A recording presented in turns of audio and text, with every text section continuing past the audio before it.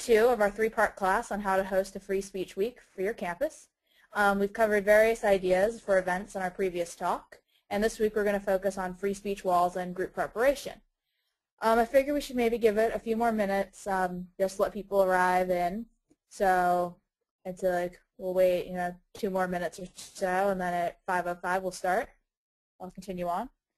I think that works.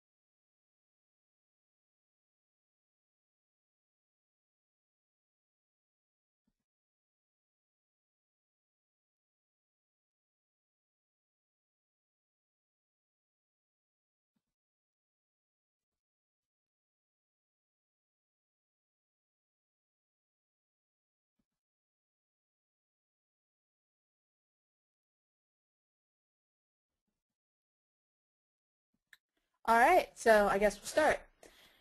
So in this one,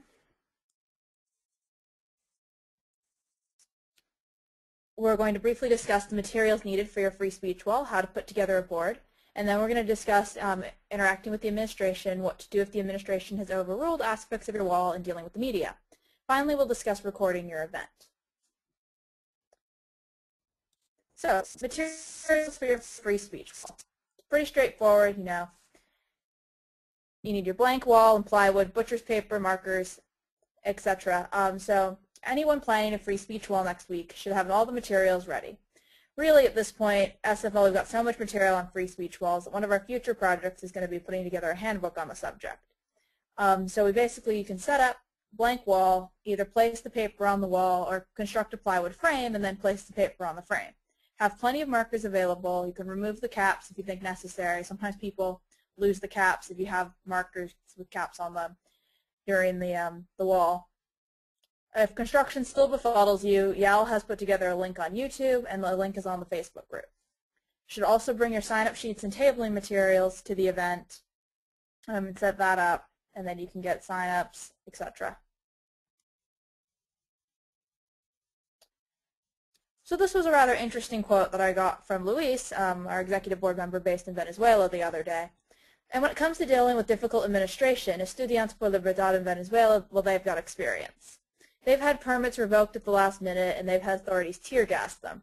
Now, luckily here in the United States, we shouldn't have to worry about getting tear gassed. However, if the administration is very difficult to work with, you can contact fire for advice and help.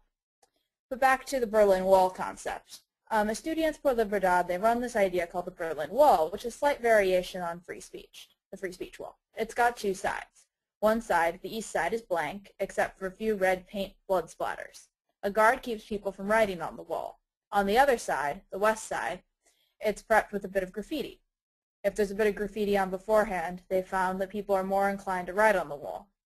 People are then encouraged to write on the west side of the wall. At the end of the event, the crowd tears down the wall. While the event's going on, they talk about the symbol of the wall, they talk about freedom, communism, etc. So this is about working with the administration. The Hotchkiss free speech wall. So free speech walls in a high school setting are very difficult. One really has to go with the flow of the administration. I went to the Hotchkiss school, a New England boarding school. Our school ostensibly already had a free speech box, but it literally had a huge padlock on it.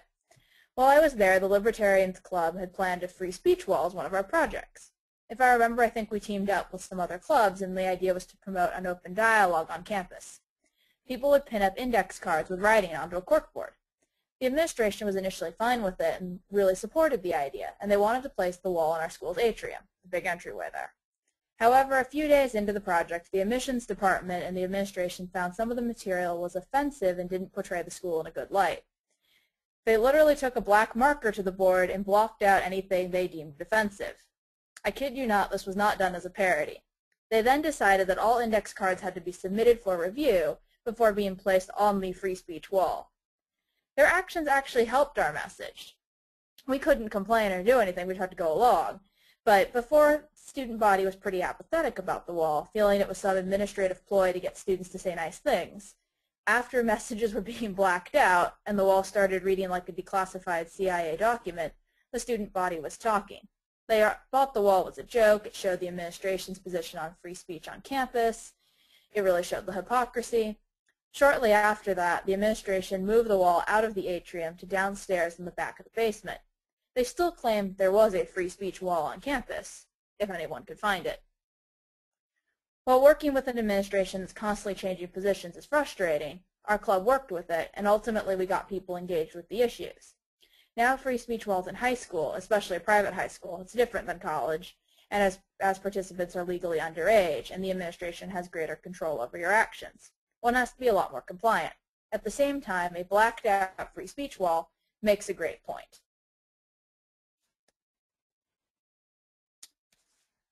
Carleton University, Canada.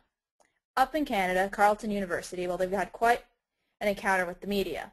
They woke up one day and found overnight that their free speech wall had been torn down.